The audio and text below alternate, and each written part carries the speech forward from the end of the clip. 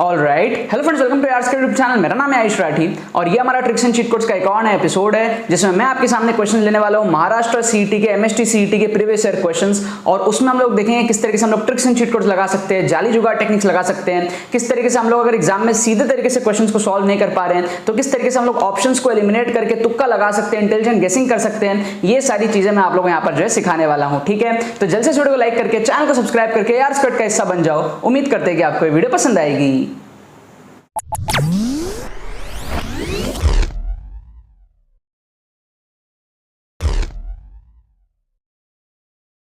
Students, क्या आपका MST CET में स्कोर 60, 70, 80, 90, 100 इस रेंज में अटकता है? क्या आपको नीड है कम टाइम में अपने स्कोर को बढ़ाने की, 120, 130, 140 प्लस लेकर के जाने की? और अगर आपको समझ में नहीं आ रहा है कि चीज आप किस तरीके से कर सकते हो तो आपको अब टेंशन लेने की यहाँ पर कोई जरूरत नहीं है। हमारे exclusive last minute tricks courses से आप सीखोगे किस तरीके से आप कम टाइम में अपने स्कोर को बूस्ट अप कर सकते हो, कम टाइम में एंड मोमेंट में किस तरीके से अपने परसेंटाइल को बढ़ा सकते हो। ये आप लोगों को सिखाया जाएगा विद सारे fundamentals of tricks, with latest paper में एप्लीकेशंस। 2021 के पेपर में सारे के सारे पेपर में आपको जो है ट्रिक्स एंड चीट कोड्स लगा के फुल पेपर ऑन स्पॉट दिखाया जाएगा कि किस तरीके से आपने स्कोर को बढ़ा सकते हो। अगर आपने बिल्कुल पढ़ाई नहीं करी, आपकी हालत बहुत खराब है, तो भी सिर्फ और सिर्फ तुक्का ट्रिक्स के बेसिस पर आप किस तरीके से 60-70 नंबर लेकर के आ सकते हो, ये भी चीजें आप लोगों को दिखाई जाएंगी। तो नो मैटर व्हाट आपकी सिचुएशन है, क्या आपकी सिचुएशन है, आप अपने स्कोर को बूस्ट अप कर सकते हो इन कोर्सेज के थ्रू। हमारे पास में 1.0 कोर्स है जिसके अंदर में आपको सारे फंडामेंटल्स एंड कुछ एप्लीकेशंस लेटेस्ट पेपर्स में आपको दिखाए जाएंगे। हमारे पास में 2.0 कोर्स है जिसके अंदर में आपको लास्ट ईयर 2021 के सारे शिफ्ट्स के ट्रिक्स, ऑन स्पॉट ट्रिक्स आपको फुल पेपर के अंदर में दिखाए जाएंगे। और आप चाहो तो हमारे कॉम्बो कोर्सेज में एनरोल कर सकते हो जो कि काफी ज्यादा अफोर्डेबल है and maximum students combo course के अंदर में एनरोल करते हैं। उसके अंदर में आपको 1.0 एंड 2.0 दोनों के फीचर्स जो है एक साथ आपको मिल जाएंगे। अगर आप पीसीएम हो तो आप पीसीएम वाले कॉम्बो कोर्स में एनरोल करोगे, अगर आप पीसीबी के बच्चे हो तो आप पीसीबी के कॉम्बो कोर्स में एनरोल करोगे। डिस्क्रिप्शन में आपको सारे लिंक्स बढ़िया तरीके से दिए हुए होंगे। आपको अगर कोई भी क्वेरी है तो आपको डिस्क्रिप्शन में व्हाट्सएप लिंक भी मिलेगा हमारे टीम का, उस पर आप एक क्लिक करोगे, हमारे टीम को आप व्हाट्सएप करोगे, आपके कोई भी छोटे मोटे क्वेरीज है आप उनसे पूछ करके एनरोलमेंट कर सकते हो। राइट, एनरोलमेंट करने के बाद में आपको सही डिटेल्स फिल करके एनरोल करना है। उसके बाद में आपको 1 घंटे के अंदर अंदर एडमिशन ईमेल आ जाएगा एंड कुछ घंटे के अंदर अंदर आपको कोर्स जो है वो डिजिटली सेंड कर दिया जाएगा। अगर आप 2.0 या फिर कॉम्बो कोर्सेज में एनरोल होते हो तो आपको 3 से 4 घंटे के अंदर हमारे व्हाट्सएप ग्रुप में भी एनरोल किया जाएगा। व्हाट्सएप ग्रुप में भी आपको ऐड किया जाएगा जिसके अंदर में आपको सारे के सारे 2021 के पीवाईक्यूज दिए जाएंगे एंड आपको मॉक टेस्ट प्रोवाइड करे जाएंगे। एंड जब भी जीमीट सेशंस होगा तो आप जीमीट सेशंस में आकर के मेरे साथ इंटरेक्ट कर पाओगे। तो ये सारे के सारे फीचर्स का फायदा उठाने के लिए आपको रिकमेंडेड है कि आप कॉम्बो कोर्सेज में एनरोल कर सकते हो। बाकी कोई भी आपको अगर क्वेरी होती है तो आप नीचे डिस्क्रिप्शन में आपको जो लिंक है व्हाट्सएप का उसको क्लिक करो, हमारे टीम को मैसेज करो एंड उनसे कोई भी क्वेरी होती है तो पूछ लो। बट ये कोर्स बहुत ही ज्यादा रिकमेंडेड है अगर आपको स्कोर बढ़ाना है कम टाइम में। और जितने भी सीरियस एस्पिरेंट्स हैं एमएसटी सीईटी 2022 के, जरूर से मेक श्योर करना है कि इस कोर्सेज का फायदा आप लोग उठा लो।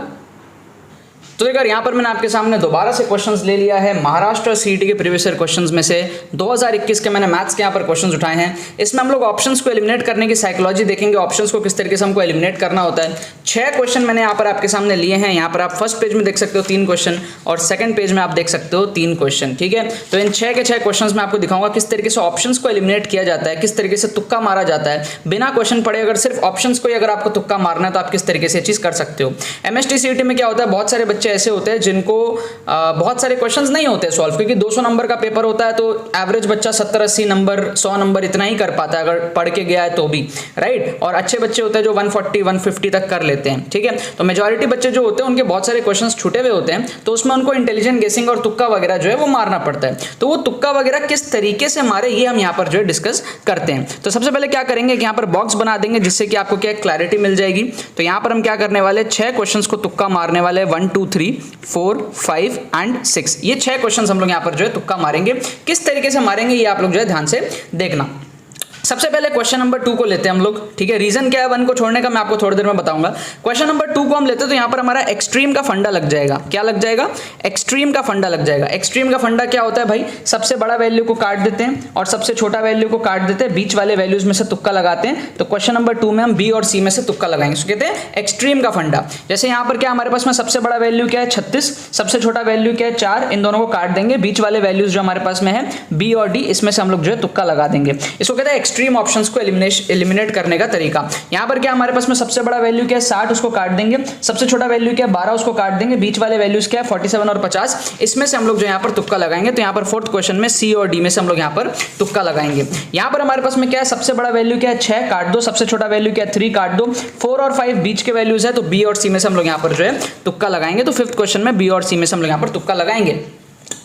आपको ना मैथमेटिक्स के अंदर, फिजिक्स के अंदर, केमिस्ट्री के अंदर बहुत सारे ऐसे क्वेश्चंस मिलेंगे जिसमें आपको इस तरीके से नंबर्स के फॉर्म में ऑप्शंस दिए हुए रहेंगे, जो आप बहुत इजीली जो है कंपेयर कर सकते हो। उसमें से कौन सा सबसे बड़ा है उसको काट दो, और कौन सा सबसे छोटा है उसको भी आप काट दो, और बीच वाले जो वैल्यूज हैं उसमें से आप तुक्का मारो, सही होने के चांसेस बहुत ज्यादा होते हैं। ठीक है, इसकी लॉजिक मैं कई बार आपको पहले भी बता चुका हूं, दोबारा से बताता हूं। जो भी टीचर होता है ना, जो ऑप्शंस बनाता है, जो क्वेश्चन बनाता है फिर ऑप्शंस बनाता है, वो अपने करेक्ट आंसर को ना कहीं कोशिश करता है बीच में रखने का, क्योंकि उससे क्या होता है उसको ऐसा फील होता है कि उसका जो करेक्ट आंसर है वो इजीली विजिबल नहीं है। कोने में रखने से क्या होता है, ऐसा लगता है कि करेक्ट आंसर एक्सपोज हो गया, बहुत इजीली दिख रहा है। तो कोई भी टीचर चाहेगा कि उसका करेक्ट आंसर कहीं ना कहीं बीच में छुपा हो। जैसे आप भी अगर कोई क्वेश्चन बनाते हो, आपको पता है कि उसका आंसर 7 है, ठीक है, तो आप ऐसे ऑप्शन नहीं बनाओगे 7, 8, 9, 10 या फिर 4, 5, 6, 7। आप ऐसे ऑप्शंस प्रेफर नहीं करोगे। आप कैसे ऑप्शंस प्रेफर करोगे 5, 6, 7, 8 या फिर 6, 7, 8, 9, जहां पर 7 जो है कहीं बीच में छुपा हुआ है। ठीक है, ये वाला आप देखोगे 10 में से 1-2 बार ही होता है ये वाला। ठीक है, मैक्सिमम टाइम्स 7-8 बार 10 में से आपका जो है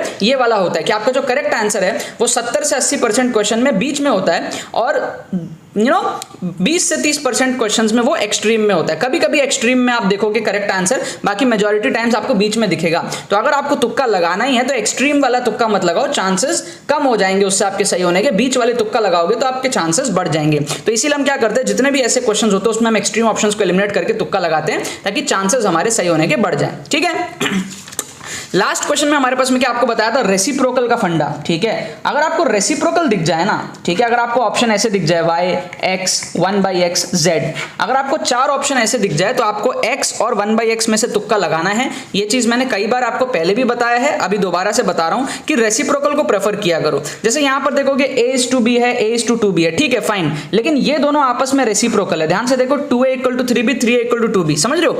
a/b की वैल्यू यहां पे 3/2 आएगी, a/b की वैल्यू यहां पर 2/3 आएगी। तो बी और डी रेसिप्रोकल है, तो आप क्या करो बी और डी में से तुक्का मारो, सही होने के चांसेस ज्यादा होते हैं। तो कभी भी आपको 4 में से कोई 2 ऑप्शन आपस में रेसिप्रोकल दिख जाए तो उसमें तुक्का मारने का ट्राई करो, सही होने के चांसेस आपके ज्यादा होते हैं। इसका भी लॉजिक बड़ा सिंपल है। जो भी टीचर क्वेश्चन बनाता है ना, उसको 4 ऑप्शंस बनाने रहते हैं। तो 4 ऑप्शन बनाना भी इतना आसान काम नहीं है, उसके लिए भी सोचना पड़ता है। तो कई बार टीचर लोग क्या करते हैं, एक ऑप्शन को उल्टा करके दूसरा ऑप्शन बना देते हैं, समझ रहे हो, या तो इसको उल्टा करके ये बना दिया, तो इसको उल्टा करके बना दिया, कुछ तो भी ऐसा हो जाता है। मतलब जनरली क्या होता है, आसान हो जाता है। जैसे मान लो टीचर के पास एक ऑप्शन है 2, तो सोचना पड़ेगा ना बाकी ऑप्शन क्या। तो कई बार टीचर क्या करते हैं, उल्टा करके 1/2 एक ऑप्शन बना देते हैं। तो ये आपको कई बार देखने को मिलेगा रेसिप्रोकल। अगर आपको 4 में से 2 ऑप्शन रेसिप्रोकल दिख रहे हैं ना, तो समझ जाओ कि बहुत हाई चांसेस है कि उन्हीं में से कोई एक करेक्ट आंसर है और उसको रेसिप्रोकल करके टीचर ने दूसरा ऑप्शन को बनाया होगा। ठीक है, इसकी भी प्रोबेबिलिटी काफी ज्यादा हाई होती है। 70-80% केसेस में आप देखोगे अगर रेसिप्रोकल ऑप्शंस आपको दिख रहे हैं तो उनमें से आंसर देखने को मिलता है। तो यहां पर हम लोग जो है बी और डी में से तुक्का लगाएंगे।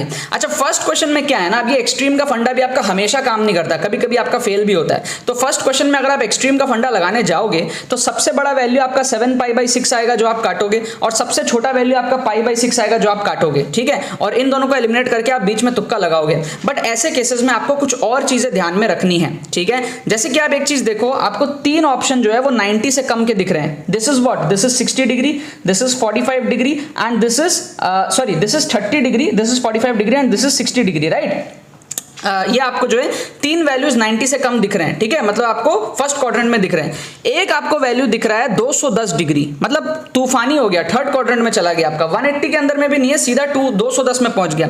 तो इसके होने के चांसेस बहुत कम है कि आपको फील आ रही है। 3 ऑप्शन आपको 90 के अंदर दिख रहा है, एक ऑप्शन इतना बड़ा दिख रहा है, तो उसके होने के चांसेस बहुत ही कम होते हैं। फिर एक चीज और आप ध्यान से देखोगे तो आपको यहां पर दिखेगा कि इसमें भी π/6 है और इसमें भी कहीं ना कहीं 6 दिया हुआ है, π/6 है, राइट। तो इसको मल्टीप्लाई करके ये बना दिया गया है शायद, है ना। तो कई बार ऐसे भी होते हैं, आपको मल्टीपल सब मल्टीपल देखने को मिलेंगे ऑप्शंस में, मल्टीपल या फिर सब मल्टीपल। ठीक है, आपको ये ऑप्शंस में देखने को मिलेंगे।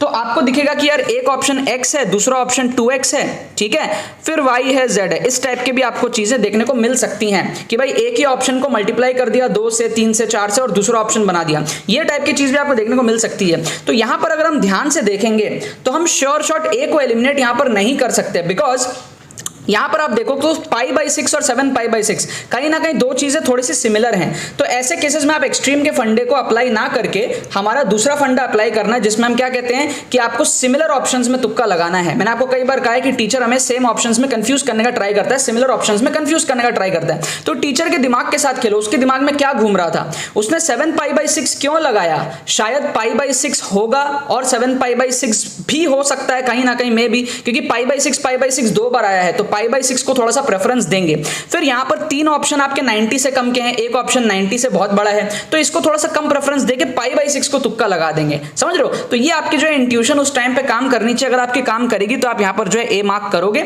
नहीं करेगी तो कोई बात नहीं है। मतलब आपको मैं एक समझा रहा हूं। कई बार बच्चे बोलते हैं कि सर एक्सट्रीम का फंडा ना काम नहीं किया। हमेशा काम नहीं करता है यार, कई बार तो लॉजिक फेल हो जाएंगे, काम ही नहीं करेंगे, क्योंकि हम जिस तरीके से सोच रहे हैं ना वो 100% तरीका आपको 100% रिजल्ट नहीं दे सकता। हाँ, 100 क्वेश्चन अगर आप अटेम्प्ट करोगे तो उसमें 70-80 आपके जो इस तरीके से सही एलिमिनेट होंगे, लेकिन 20-25 गलत भी होंगे, राइट। तो कई बार ऐसे केसेस आते हैं जहां पर आपको दिखेगा कि यार एक्सट्रीम का फंडा यहां वर्क नहीं कर रहा, तो वहां जबरदस्ती वर्क मत कराना, ठीक है। जबरदस्ती ये नहीं जिद में 7π/6 और π/6 को एलिमिनेट कर दिया। जब अंदर से फील आ रही है कि π/6 दो बार दिया है तो चांसेस थोड़े से ज्यादा है कि π/6 में आंसर हो सकता है। दो सिमिलर टर्म्स आपको दिख रहे हैं दो बार, राइट। तो इस टाइप के केसेस में थोड़ा सा आप एक्स्ट्रा अगर सोच लोगे तो बेनिफिट होगा, अदरवाइज कोई दिक्कत नहीं यार। एक्सट्रीम का फंडा भी हमारा बहुत ज्यादा काम करता है, बट अगेन हमेशा काम नहीं करेगा, मैं आप लोगों को बार बार बोल ही चुका हूं, राइट।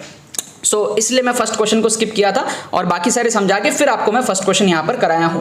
अभी मैं इसका करेक्ट आंसर की आपको बता देता हूं। जो बुक में आंसर की दी हुई है, आपको आंसर की दी हुई है ए, फर्स्ट का दिया हुआ है ए, दूसरा का दिया हुआ है हमको सी, ठीक है, दूसरा का दिया हुआ है सी, तीसरा का हमको दिया हुआ है डी, ठीक है, तीसरा का हमको दिया हुआ है D, A C D, A C D, A C and then D, ये हमको आंसर की दिया हुआ है। उसके बाद में हमको दिया हुआ है D C B, D C B, D C B, D, then there is C and then there is B, D C B. ये हमको जो है करेक्ट आंसर की यहां पर दिया हुआ है। इसके अकॉर्डिंग आप बता दो कमेंट सेक्शन में आपके कितने सही हुए, ठीक है, ए सी डी एंड DCB।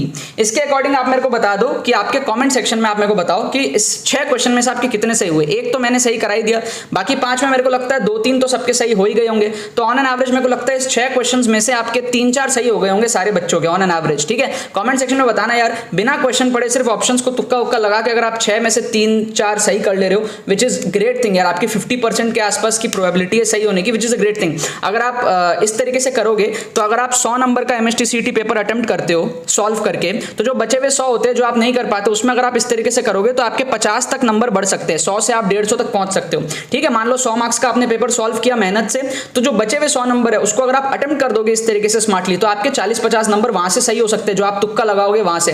तो 100 से आप 150 तक अपना स्कोर को बूस्टअप कर सकते हो। नॉलेज आपको 100 की है, लेकिन जो बचे हुए क्वेश्चन है 100 नंबर जो बचे हुए वहां आप तुक्का लगा के 40-50 नंबर वहां भी ला सकते हो। तो 200 में से आप 150 के आसपास का स्कोर जो रीच कर सकते हो, ठीक है। डिपेंडिंग कि आप अगर 100 तक पहुंच रहे हो पहले या नहीं। अगर आप कम पहुंच रहे हो 50 पे हो तो आप 50 से कोशिश कर सकते हो। अगर आप 120 तक पहुंचने का ट्राई करो तो जो भी आपकी सिचुएशन है, अगर आप 170 पे हो तो 170 से आप 180 तक जाने का ट्राई कर सकते हो, ठीक है। तो ये मेथड्स आपके जो बहुत ज्यादा काम में आते हैं आपको स्कोर बूस्ट अप करने के लिए, ठीक है ना। बाकी तो बस यही बात है।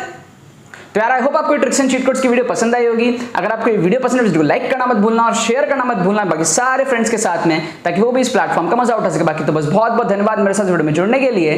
बने रहिए यार।